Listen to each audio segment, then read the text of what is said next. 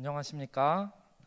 네, 안식 후 3일이 되는 이 날에 온라인과 오프라인으로 주님의 성전에 오셔서 예수님을 만나기 위해 오신 모든 성도님들을 진심으로 환영합니다. 이 시간 하나님의 임재하심을 통하여 우리 각자에게 주시는 하나님의 살아있는 음성을 듣게 되는 귀한 예배의 시간이 되기를 간절히 소망합니다. 제가 처음 설교에 대해서 배울 때에 되게 인상 깊었던 것이 한 가지 있었습니다. 그것은 내가 감동받은 내용을 설교해야 회중들에도 감동이 있다라는 말이었습니다. 그래서 오늘은 제가 깊이 감동받은 말씀을 성도님들과 나누고자 합니다. 제 얘기를 잠깐 하겠습니다. 저는 모태교인이지만 신앙을 하지는 않았던 사람이었습니다. 그리고 뒤늦게 성인이 되고 나서 컴파스 선교사라는 곳을 다녀와서 신앙을 받아들이게 되었습니다.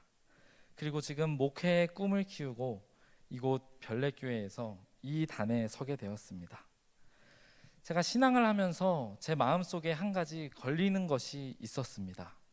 그것은 저의 다른 것들은, 성경에 있는 다른 것들은 다 이해가 되는데 오로지 예수님의 이 십자가만큼은 잘 이해가 되지 않는 것입니다. 물론 예수님께서 나를 대신하여 십자가에서 피를 흘리시고 돌아가셨다는 그 사실이 너무나 감사하기는 하지만 제 마음 깊이 예수님의 사랑을 받아들이고 깨닫지는 못했던 것 같습니다. 그렇기에 이렇게 있으면 안 되겠다 싶어서 지난 학기부터 예수님의 십자가 사건, 일주일 전에 있었던 일들부터 십자가까지를 공부하기 시작하였습니다. 그래서 오늘은 특별히 예수님의 십자가 전 일주일 전에 있었던 일요일에 있었던 사건인 예루살렘 입성을 가지고 성도님들과 말씀을 나누고자 합니다.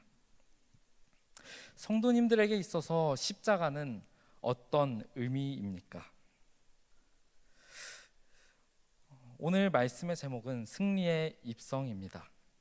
말씀의 범위 마태복음 21장 1절부터 11절의 본문입니다. 제가 읽도록 하겠습니다.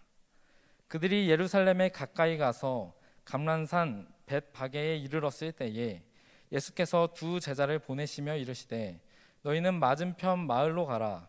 그리하면 곧 매인 나귀와 나귀 새끼가 함께 있는 것을 보리니 풀어 내게로 끌고 오라.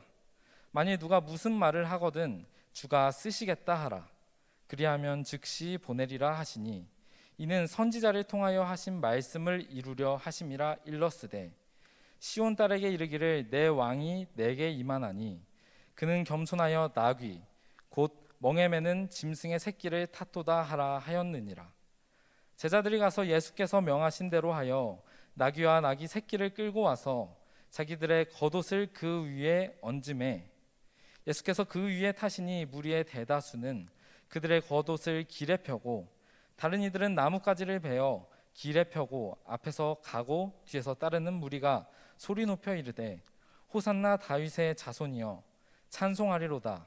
주의 이름으로 오시는 이여 가장 높은 곳에서 호산나 하더라.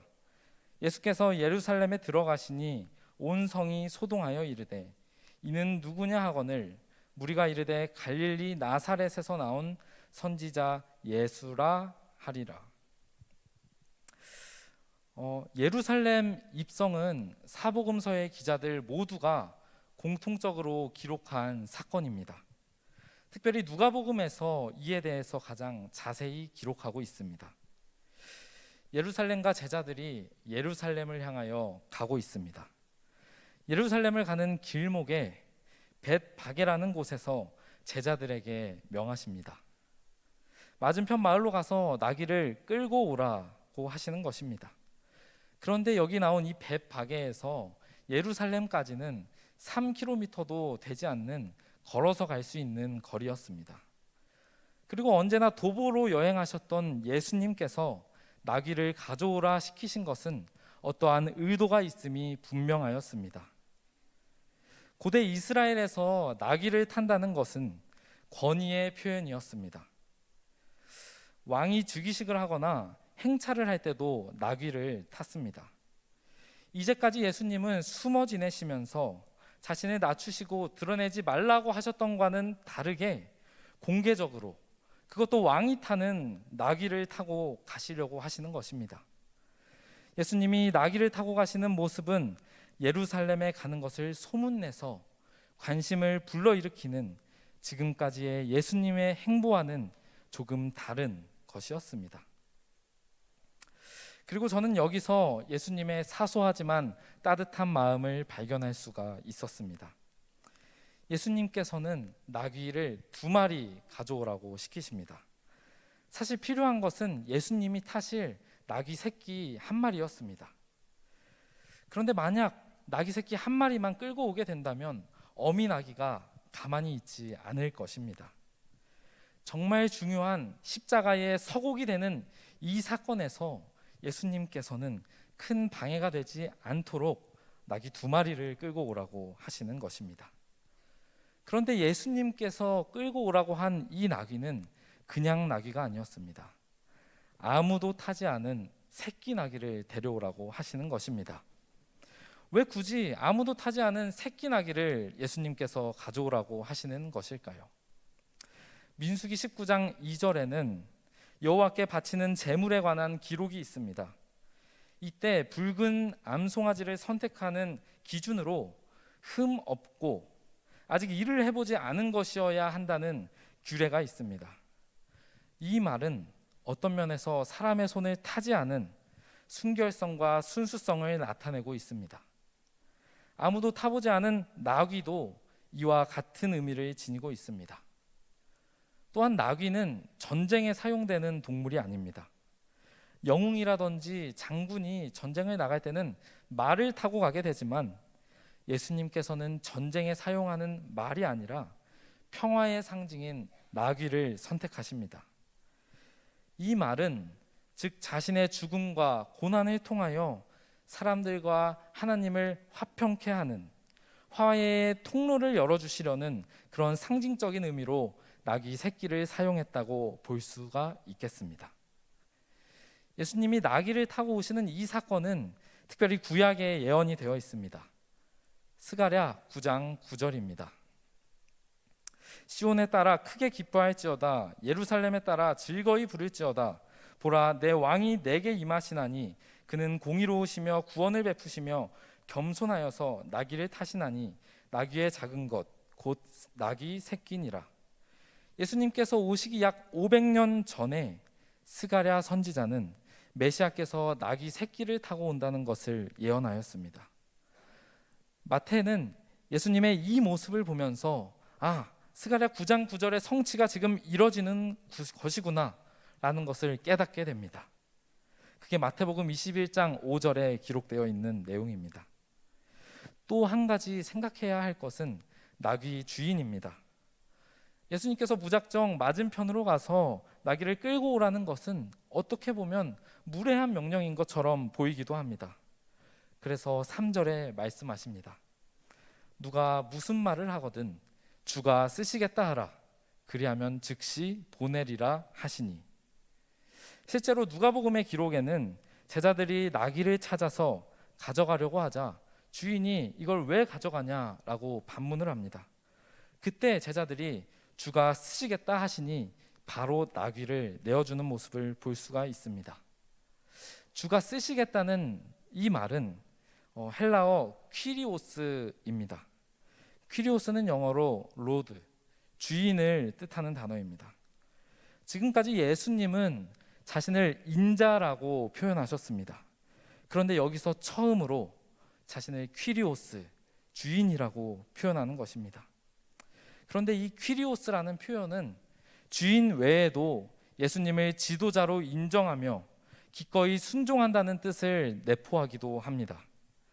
그러니까 제자들이 자신의 것도 아닌데 나귀 주인한테 이거 주인이 쓴다고 가져가는 이 행동이 상식적으로 이해가 가지 않는 행동이지만 이러한 배경에서 이해했을 때 이 나귀 주인이 곧바로 나귀를 내어주는 것은 이 나귀 주인도 아마 스가랴 9장 9절의 예언을 알고 있었을 것이고 나귀를 요청했을 때 이분이 메시아구나 라는 것을 깨닫고 예수님을 퀴리오스, 주로 인정하며 기꺼이 순종했다는 것입니다.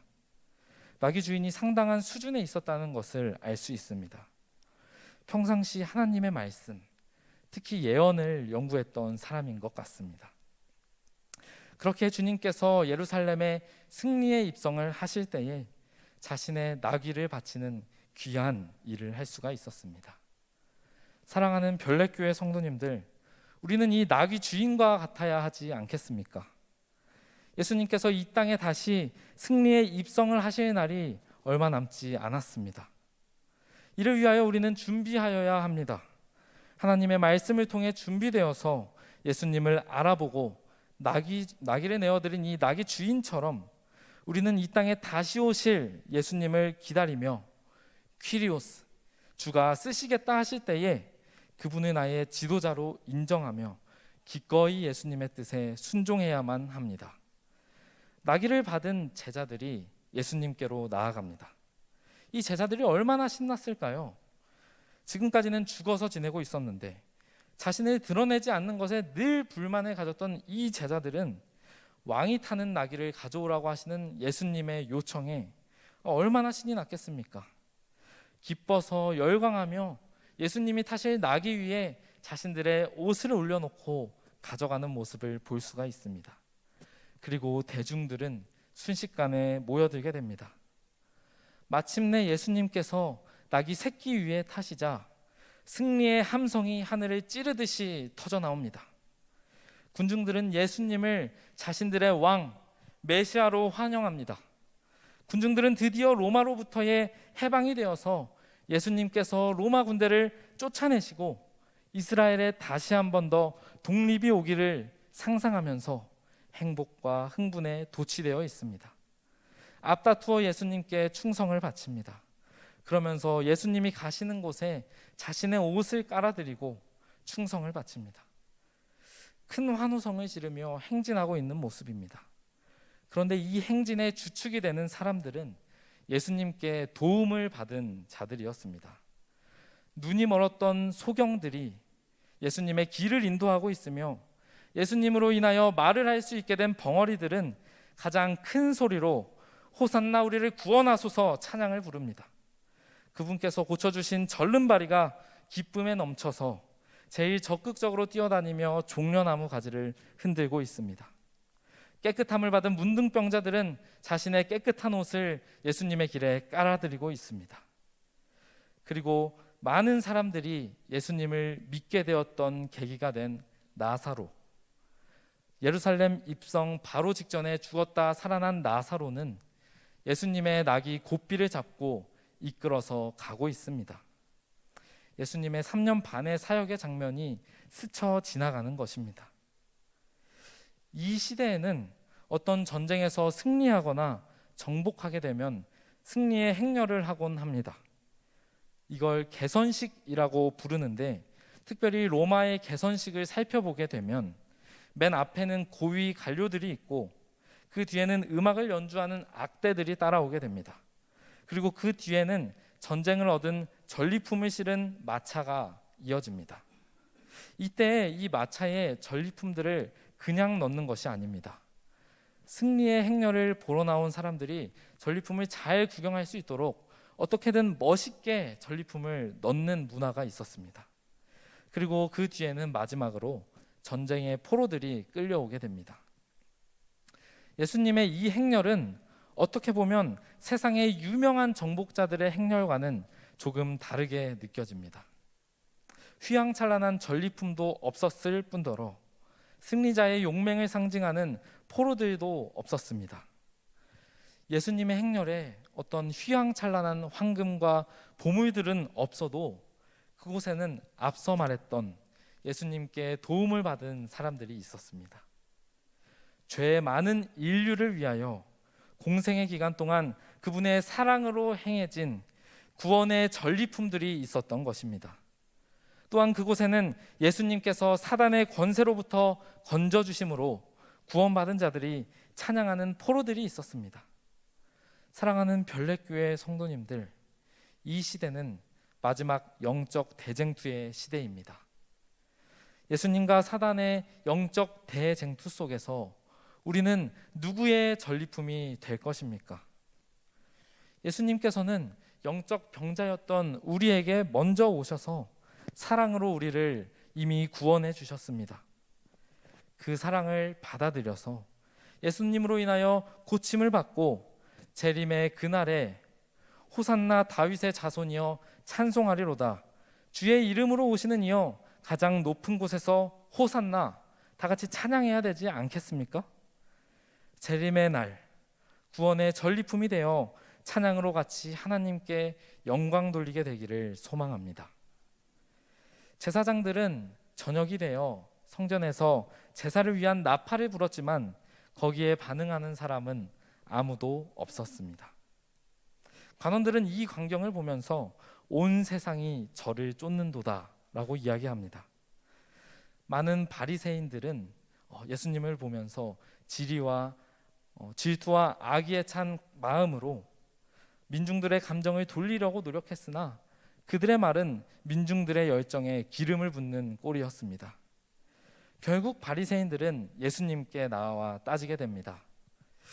왜 이렇게 소란을 피우십니까? 빨리 제자들을 꾸짖어서 조용하게 만드십시오 라고 말하지만 예수님께서는 대답하십니다.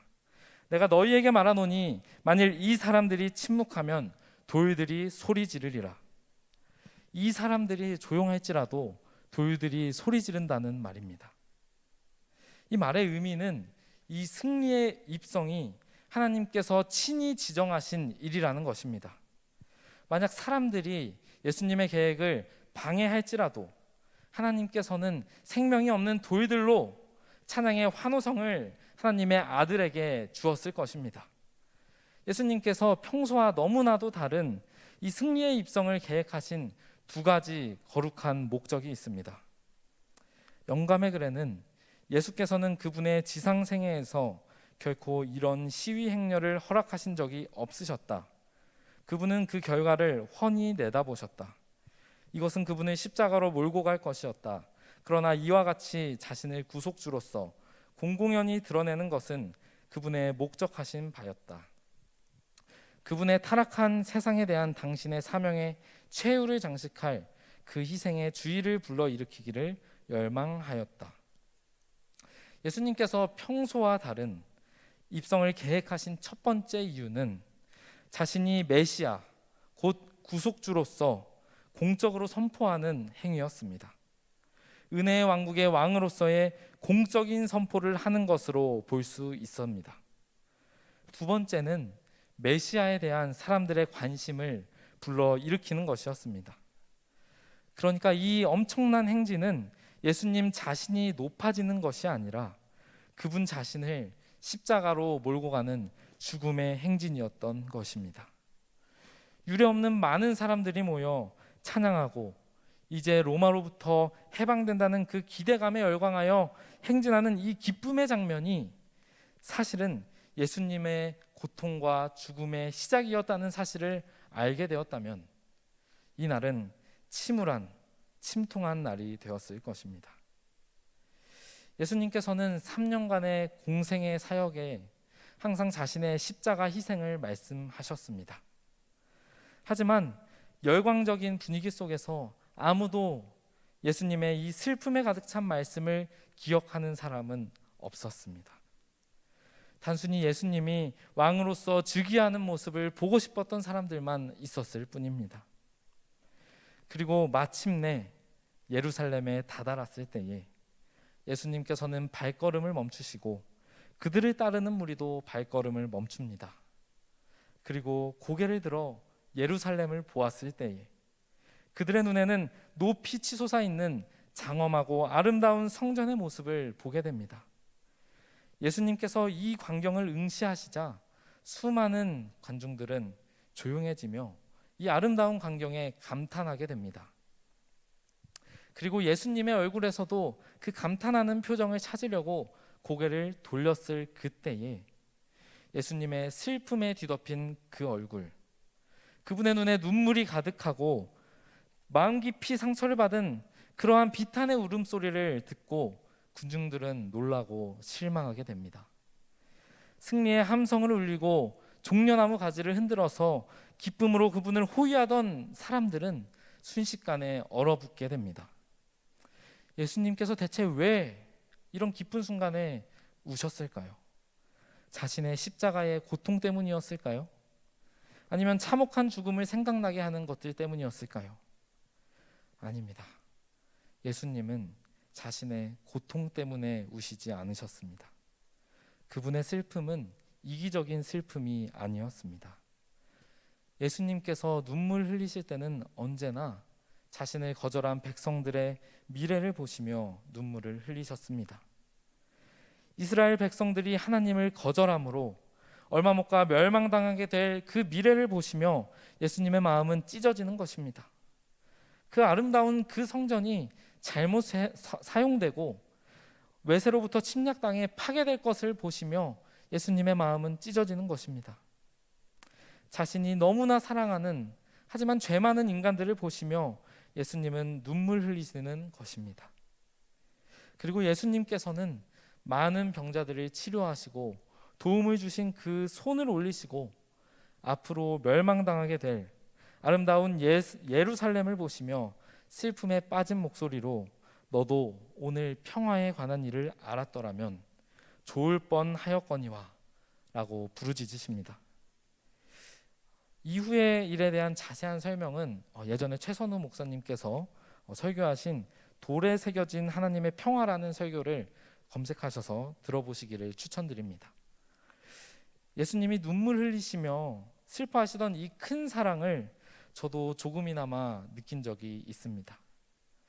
저희 부모님은 저의 모습을 보시며 이러한 사랑을 주셨습니다.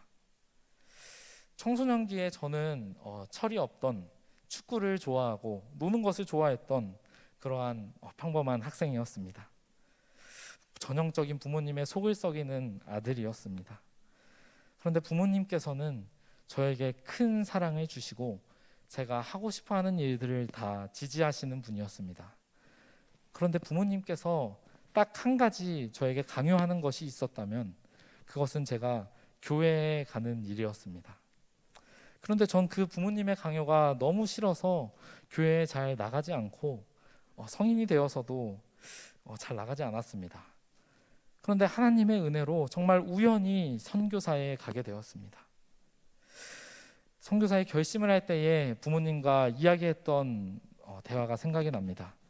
제가 선교사에 1년 동안 가보고 갔다 와서도 하나님의 살아계심을 느끼지 못한다면 이제는 정말 제가 교회를 떠나겠습니다 라고 이야기했었습니다. 그리고 제가 선교사에 가서 1년 동안 하나님을 만나고 다시 돌아왔을 때에 깨닫게 되었습니다. 어머니께서 제가 어렸을 때부터 성인이 돼서까지 눈물 어린 기도로 저를 후원하셨구나. 그래서 내가 지금 이 자리에 있을 수 있다는 것을 깨닫게 되면서 예수님의 이 사랑을 조금이나마 알게 되는 것입니다. 예수님도 이와 같으실 것입니다. 하나님께로부터 떨어져 있는 누군가를 위하여 오래전부터 상상할 수조차 없는 태초부터 계획을 가지시고 우리가 하나님 곁으로 돌아오시기만을 기다리는 분이십니다. 말씀을 정리하겠습니다. 오늘 우리가 살아가는 이 시대는 어떠한 시대입니까? 잔인한 것도 너무 많고 여러 문제들과 불합리함, 불공평한 것들로 가득 찬 이 세상에서 하나님을 무시하고 쾌락을 쫓아 서로를 미워하고 있는 이 세상에 우리는 머물러 있습니다. 예수님의 십자가를 거절하는 수많은 사람들이 멸망을 향해 가고 있습니다. 그들을 보시며 우리 주님은 여전히 눈물을 흘리시고 계십니다. 하지만 예수님은 2000년 전이나 지금이나 동일하게 우리에게 벌 주시거나 혼내시지 않습니다. 눈물을 흘리고 탄식하시며 자신을 희생하는 그 큰 사랑을 지금 이 순간에도 주고 계신 것입니다. 사랑하는 별내교회 성도님들, 예수님의 승리의 입성은 이스라엘 백성들이 생각하던 로마로부터의 승리가 아니었습니다. 예수님의 승리의 입성은 이 세상의 죄를 대신하여 우리를 구원하시는 죄에 대한 승리의 입성이었습니다. 재림의 그날 승리의 입성에서는 멸망당할 자들을 보시며 슬퍼하시는 예수님의 얼굴이 아니라 더 많은 죄인들이 예수님께 돌아오므로 기뻐하시는 예수님의 얼굴을 보아야 하지 않겠습니까? 지금 저희 교회에서 진행되고 있는 이 제자훈련 학교를 보시며 예수님께서 얼마나 기뻐하실지 모르겠습니다. 한 명이라도 더 구원하기 위하여 열심을 다하는 성도님들 정말 감사합니다. 한 명이라도 더 많은 죄인을 구원함으로 재림의 그날 예수님과 같이 기뻐하는 승리의 입성이 우리 별내교회로부터 나오게 되기를 바라며 말씀을 줄이도록 하겠습니다.